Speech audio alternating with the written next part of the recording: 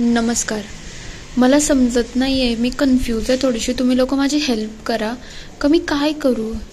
मी अजून याच चॅनलवर मेहनत करू की चॅनल चेंज करू. पण काही कारणांमुळे ते आत्ताच रिसेंटमध्ये दोन्ही उडाले. आता यो तिसरा मी सुरू केला, त्याच्यावरती अचानकपणे व्हिडिओ चालणं बंद झालंय. म्हणजे आय कॅन्ट टेल यू माझी सिच्युएशन काय आहे आत्ताची. मला समजत नाही आहे का मी हे काम करत राहावं की सोडून द्यावं, कारण की काहीच बेनिफिट होत नाही आहे. मी होप करते की अजून एखाद दिवस मी ट्राय करेल, उद्याच्या दिवस. जर उद्या पण नाही आला ना तर मी लक्ष्मीपूजनला माझ्या हिशोबाने नवीन चॅनल सुरू करेल. आणि तुमचा सपोर्ट जसा या चॅनलला होता तसंच त्या चॅनललाही द्या. जर ओपन केला तर मी तुम्हाला नोटिफिकेशन किंवा काहीतरी कळवेल का मी चॅनल न्यू ओपन करते. आणि सॉरी हे लांबवल्याबद्दल. नमस्कार. पिंगा गपोरी पिंगा आजच्या भागात आपण बघणार आहोत. इकडे समीर त्याच्या गाडीकडे येत असतो तेव्हा तो म्हणतो, तू पेपर रेडी कर, मी लवकरच ऑफिसला येत आहे. तेवढ्यात वल्लरीचं लक्ष त्याच्याकडे जातं आणि ती म्हणायला लागते, समीर दादा तुम्ही इकडे काय करत होते. तेव्हा तो म्हणतो, मी इथे प्रेरणाला भेटायला आलो होतो, तिची विचारपूस करायला आलो होतो. तेव्हा ती म्हणते, तुम्ही तर चांगलंच केलं, बरं झालं तुम्ही त्यांना भेटायला आला. आता त्यांना खरंच गरज आहे, कोणीतरी त्यांना भेटावं, बोलावं. तुम्ही कुठे चालले आहात. म्हणजे तुम्ही तुमच्या ऑफिसला चालले असाल तर मलाही ड्रॉप करणार का. कसं आहे, माझी गाडी आहे ना ती गॅरेजला दिली आहे, त्याच्याचमुळे तुम्ही मला कोर्टापर्यंत सोडवलं तर खरंच खूप चांगलं होऊन जाईल. तेव्हा समीर म्हणतो, ठीक आहे, काही हरकत नाही, मी तुला सोडवायला तयार आहे. वल्लरी लगेच त्या लगबगीने त्याच्या गाडीमध्ये बसते आणि विचार करायला लागते की आत्ता मला जो संशय आला आहे तर तो जर खरा ठरला तर खरंच गोष्टी सॉल्व्ह होऊ शकतात. ते दोघं गाडीने चाललेले असतात तेव्हा समीर अक्षरशः शांत असतो. वल्लरी लगेच विषय काढते आणि म्हणायला लागते, तुम्हाला तर माहिती आहे प्रेरणाताईंवरती कसे आरोप झाले आहेत आणि त्या आरोपांवरून हेच सिद्ध होत आहे की त्या चुकीच्या आहेत.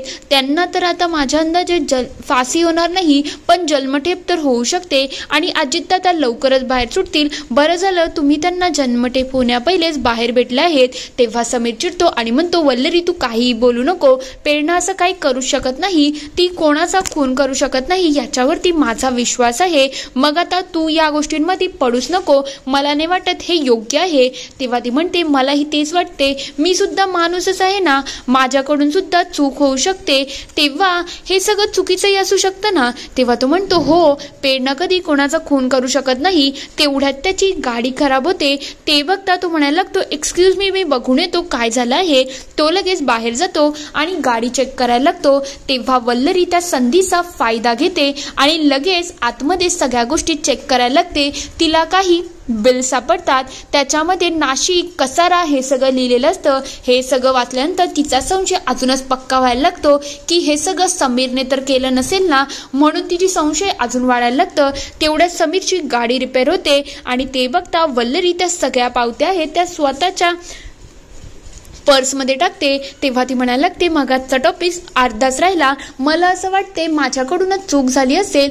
पण जेव्हा आता प्रेरणाताई म्हणजे अजितदादांनी सगळं केलं असेल तर प्रेरणाताई जेव्हा आता बाहेर येतील तेव्हा त्या पूर्णपणे खचून जातील ना. म्हणजे तिला आधाराची गरज असेल आणि तुम्हीच तो आधार झाला तर किती चांगलं होईल ना. एक मित्र म्हणून तुम्ही त्यांना आधार देऊ शकता. खरं म्हटलं तर माझ्यामुळे सुद्धा तुमचं लग्न मोडलं गेलं आहे, या गोष्टीचं मला सुद्धा वाईट वाटतं. प्रेरणाताई एवढ्या स्ट्रॉंग नाही आहेत. तेव्हा तो म्हणतो, आता मी तिच्याशी जेव्हा भेटायला गेलो होतो ना ती माझ्याशी एक शब्द सुद्धा बोलली नाही. तेव्हा वल्लरी म्हणते, मला तुमचं म्हणणं पटत आहे हो. खरं म्हटलं तर तुम्ही एखाद वेळ ना आमच्या घरी जेवायला या, म्हणजे मी प्रेरणाताईंना स्वतः सांगेल तुमच्यासाठी जेवण बनवायला. कसं आहे, तुमच्या दोघांचं बॉन्डिंग वाढलं तर चांगलं होईल ना. त्याच्यामुळे प्रेरणाताईंना एक धीर मिळेल आणि त्यांचं फ्युचर सुद्धा चांगलं होऊ शकतं.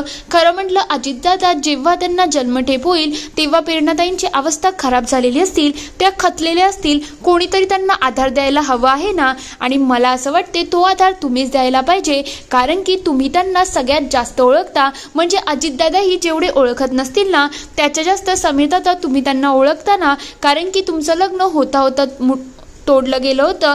त्याच्यामुळे खरं म्हटलं तर तुम्हाला एकदा घरी यायलाच पाहिजे. तेव्हा तो विचारतो कधी यायचं आहे आणि किती वाजता यायचं आहे.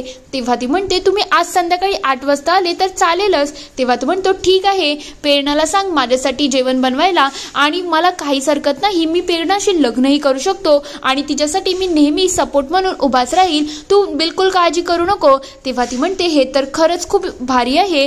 जर तुम्ही प्रेरणाताईंची साथ देणार असाल तर याच्या जास्त उत्तम काहीच नाही. तुम्ही आजच संध्याकाळी या आणि मी प्रेरणाताईंना सांगते तुमच्यासाठी चमचमीत जेवण बनवायला. आता मला इथे ड्रॉप करणार का तुम्ही? तेव्हा तो म्हणतो ठीक आहे.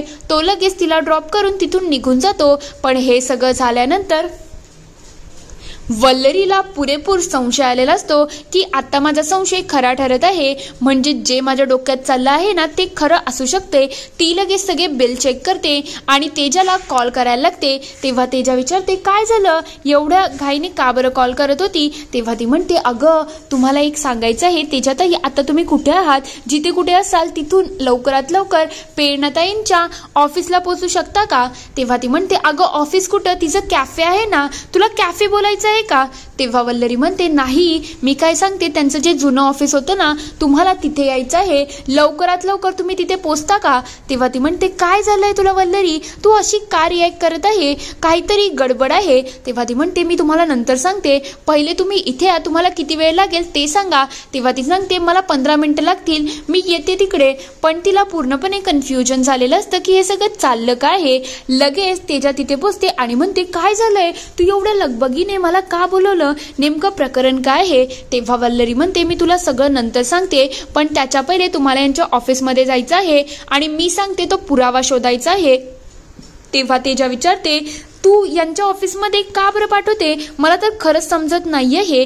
हे बघ प्रेरणा हे ऑफिस सोडून कितीतरी वर्ष झाली, अण्णा केदारचा या ऑफिसशी काही संबंध नसेल, मग या ऑफिसमध्ये या केस निमित्त तुला काय पुरावे भेटतील, मला खरंच समजत नाहीये. पहिले तुम्हाला एक्सप्लेन कर. तेव्हा वल्लरी म्हणते तुम्हाला किती प्रश्न पडतात हो, मी तुम्हाला सगळं नंतर एक्सप्लेन करते, पण एक गोष्ट आठवण ठेवा, तुम्हाला आज जायचं आहे आणि मी ते जे सांगते ना ते पुरावे शोधायचे आहे. तेव्हा ती म्हणते मी काय करू आज जाऊन, मला नाही समजत आहे. तेव्हा ती म्हणते हे बघ आत जायचं आहे आणि आत गेल्यानंतर तिथे राधिका आणि प्रिया असतील ना त्यांना हे दाखवायचं आहे की मी त्यांना कॉल करणार आहे आणि त्यांच्यासमोर माझ्याबद्दल खूप वाईट साईड बोलायचं आहे.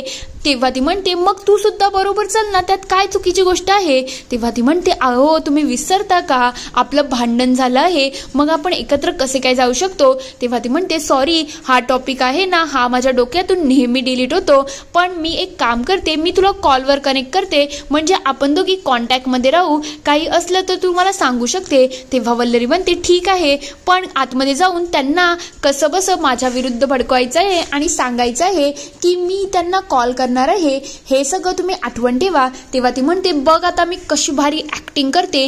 ती लगेच ऑफिसमध्ये जाता रडायला लागते आणि म्हणायला लागते खरंच राधिका आणि प्रिया तुमच्याशी भेटणं खूप गरजेचं होतं, त्याच्याचमुळे मी इथे आली आहे. तेव्हा त्या विचारतात काय झालं, तू अचानक इथे का आली आहे, प्रेरणा ठीक तर आहे ना? तेव्हा ती म्हणते नाही ना, प्रेरणा ठीकच नाही आहे. खरं म्हटलं तर तिच्या बाबतीत एवढं सगळं घडत आहे आणि त्यानंतर ती वल्लरी तर अजूनच करते, वल्लरीमुळे अजूनच गोष्टी खराब होत चालल्या आहे. तेव्हा ते म्हणतात अशी कशी मैत्रीण आहे ही, मैत्रिणीच्याच विरुद्ध कशी बरं उभी आहे? तेव्हा तेजा म्हणते कसं आहे माहिती का, तिने विचार केला आहे की तिला इकडे आपल्या प्रेरणाला अडकवायचं आहे. तुम्हाला तर माहिती आहे ना ती कशी आहे, तिला फक्त स्वतःचा स्वार्थ बघायचा आहे आणि त्याच्याचमुळे मी तुम्हाला रिक्वेस्ट करते, ती तुम्हाला कॉल करेल, तुम्हाला भेटायला बोलवेल आणि प्रेरणाविरुद्ध साक्ष द्यायला सांगेल, पण तेव्हा तुम्ही असं काही करू नका, प्रेरणाविरुद्ध प्लीज साक्ष देऊ नका. तेवढ्यात वल्लरीकडे त्यांना कॉल करते. तेव्हा तेजा म्हणते बघा बघा मी सांगितलं होतं ना ही तुम्हाला कॉल करेल, पण तुम्ही तिचा कॉल उचला आणि बघा ती काय प्लॅन करते. तेवढ्यात ते म्हणतात ठीक आहे, अशी मैत्रीण कशी काय असू शकते, पण तरी सुद्धा तू काळजी करू नको, आम्ही जातो आणि बोलून घेतो. तेव्हा ती म्हणते आता मला त्यांच्याशी बोलण्याची इच्छा नाही आहे. तेव्हा तेजा सांगते कसं आहे माहिती का, तुम्हाला एकदा बोलायला लागेल, ती काय करणार आहे माहिती का, प्रेरणाचा जुना भूतकाळ म्हणजे तिचं 2 वेळा लग्न तुटलं या सगळ्यावरून सुद्धा तिच्यावरती केस करणार आहे, मग तुम्ही एकदा बोलून घ्या ना. तेवढ्यात ती म्हणायला लागते ठीक आहे, वल्लरीचा कॉलच आला आहे, मी तिच्याशी बोलूनच घेते. तेव्हा वल्लरी म्हणते राधिकाताई आणि प्रियाताई तुम्ही जर एकत्र असाल तर तुम्ही आत्ताच्या आत्ता मला इथे भेटू शकता का, मी तुमच्या ऑफिसच्या पार्किंगच्या इथे आली आहे. तेव्हा ते म्हणतात ठीक आहे आम्ही तुला भेटायला येतो. तेवढ्यात तेजा म्हणायला लागते बघा मी सांगितलं होतं ना ही तुम्हाला कॉल करेलच, तुम्ही जा आणि तिला भेटा, पण मी रिक्वेस्ट करते तुम्ही तिच्या विरुद्ध साक्षी द्यायला उभी राहू नका प्लीज. हा आपल्या पेरण्यावरती कोणी अशी अब्रूवरती शिंतोडे उडवलेलं बरोबर नाही आहे ना. त्या दोघी लगेच तिथून निघून जातात.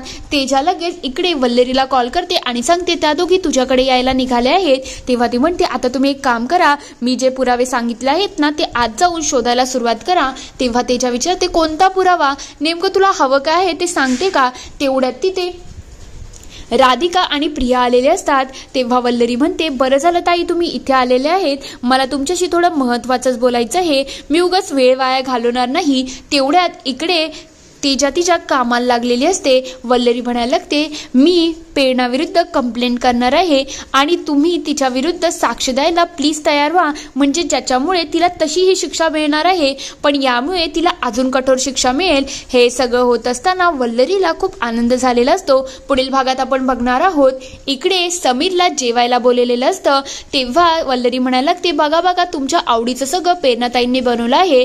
तो पहिलं पातेलं ओपन करतो तर त्याच्यामध्ये अजून काही नाही तर बंदुकीचा फोटो असतो. तेव्हा तो म्हणतो हे सगळं काय आहे. तेव्हा वल्लरी म्हणते ही बंदूक आम्हाला कुठे सापडली आहे माहितीये का, तुझ्या स्वतःच्या ऑफिसमध्ये सापडली आहे. म्हणजे मी तुम्हाला सांगत होती ना या त्रिकोणामध्ये एक चौकोन सुद्धा आहे, 4 कोण आहेत आणि तो चौथा कोण अजून कोणी नाही तर हा माणूस आहे, यानेच अण्णा केदारचा खून केला आहे. हे ऐकताच तो लगेच वल्लरीच्या अंगावरती धावून जातो. सगळे त्याला खाली पडतात. तेव्हा वल्लरी म्हणायला लागते तूच हे सगळं षडयंत्र करून रचलं आहेस ना, हे मला समजलं आहे, आत्ताच्या आता कबूल कर आणि शिक्षा भोगण्यासाठी तयार होऊन जा. हे सगळं ऐकल्यानंतर समीर अक्षरशः घाबरून गेलेला असतो. इथे हा पूर्ण एपिसोड संपतो. आता खरंच समीरने हे गुन्हा तर केला आहे पण तो खरंच कबुली देईल का, तुम्हाला काय वाटतं ते मला कमेंटमध्ये नक्की कळवा. व्हिडिओ आवडला असेल तर लाईक करा, शेअर करा आणि चॅनलला सबस्क्राईब करून घंटी वाजवायला विसरू नका नवीन व्हिडिओजच्या नोटिफिकेशनसाठी. व्हिडिओ बघितल्याबद्दल धन्यवाद.